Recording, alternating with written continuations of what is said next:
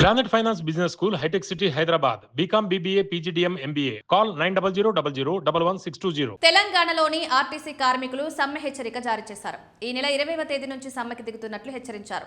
సోమవారం సాయంత్రం 4 గంటలకు లేబర్ కమిషనర్తో ఆర్టీసీ జేఏసీ ప్రతినిధులు భేటీ అవుతున్నారు.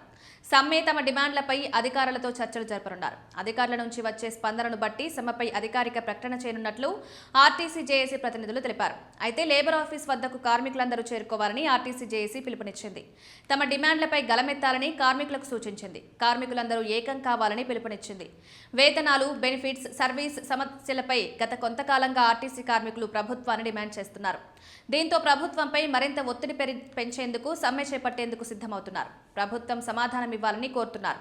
మార్చి 13న ఆర్టీసీ కార్మికులు సమ్మె నోటీసులు ఇవ్వగా ప్రభుత్వం నుంచి ఎలాంటి స్పందన రాలేదు. దీంతో మరోసారి సమ్మె నోటీసు ఇచ్చేందుకు సిద్ధమవుతున్నారు. ఈసారి ప్రభుత్వం నుంచి స్పందన రాకపోతే సమ్మెకు దిగుతామని హెచ్చరించారు. తాము సమ్మెకు దిగితే దాని బాధ్యత ప్రభుత్వమే తీసుకోవాలని సూచించారు.